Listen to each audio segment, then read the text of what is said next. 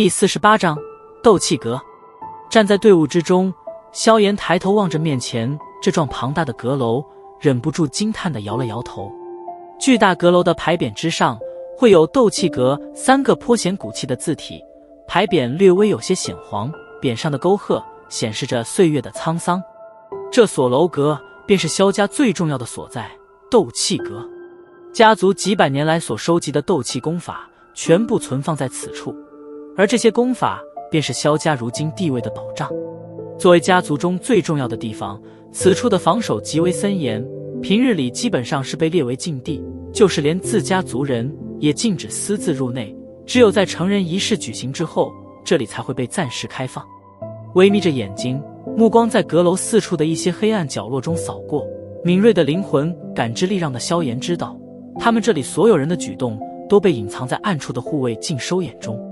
在楼阁的偏僻之所，萧炎还能察觉到几道隐晦而强大的气息，看来家族对这斗气阁真的是极为重视。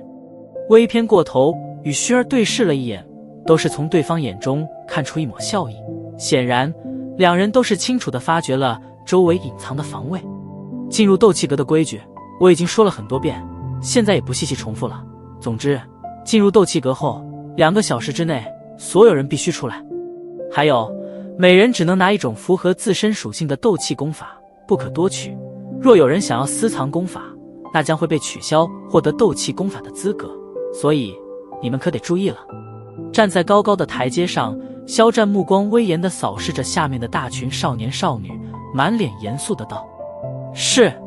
众多少年兴奋地大声应和，目光炽热地望着那巨大的楼阁，能够得到一种较好的斗气功法，就能让自己在起步上领先别人，这一直是所有族人心中最期盼的事。既然都知晓规矩，那便开始吧。萧战满意的点了点头，退后了一步，让出那立在楼阁大门前的石柱，石柱约有1米左右，在石柱的顶端安置着一个透明的水晶球。挥了挥手，身后2位护卫在一阵沉闷的嘎吱声中缓缓地推开了黑色的巨门。测验过自身属性之后便可进入其中，记住，进入后按照自身的属性行走通道，别走错了。点了点头，萧战对着下面的人群点了点头，示意可以开始了。瞧着萧战点头，领头的一名少年满脸兴奋地跳了上去，双手在水晶球上摸了摸，一阵淡青光释放而出。风属性，进去吧。瞟了一眼水晶球，萧战点了点头，笑道。有人带头后，台下的众人顿时闲不住了，一个个的急忙冲上去，在测验出自身属性后，争先恐后的涌进斗气阁。望着周围越来越少的人群，萧炎摸了摸鼻子，对着薰儿笑道：走吧，看看能淘到什么功法。薰儿可爱的摊了摊手，家族的功法对他并没什么吸引力，不过萧炎有这兴趣，他也乐意陪他。由于2人心中都不是特别急切，所以带的所有人都是进去之后，这才在萧战那无奈的目光中施施然地走上来。萧炎冲着萧战咧嘴笑了笑，手掌在水晶球上摸了摸，炽热的红光比先前所有人还要亮上几分，火属性。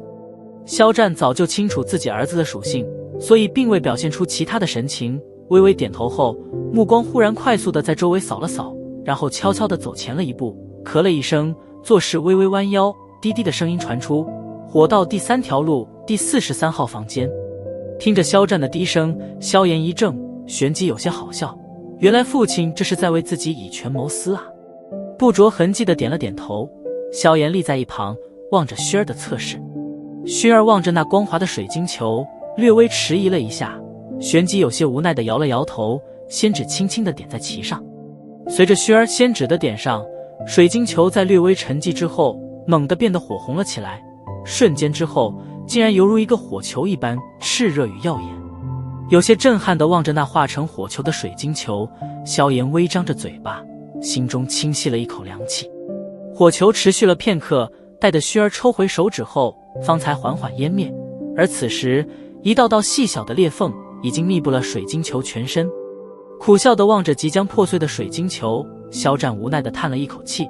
眼神带着些许莫名意味地望着薰儿，挥了挥手道：快进去吧。啧啧，好精纯的火之体，不过可惜体内没有木属性，不然真是一个天生的炼药师。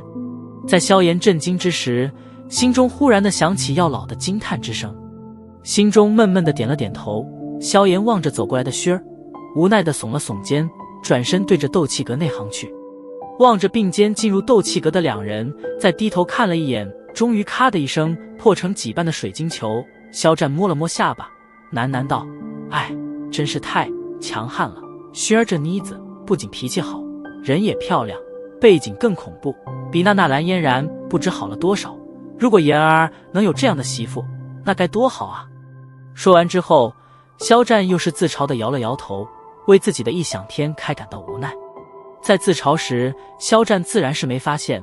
在他这话说出之后，那即将跨入斗气阁的薛儿娇躯却是骤然一僵，娇嫩的耳尖忽然犹如先前的水晶球一般火红撩人。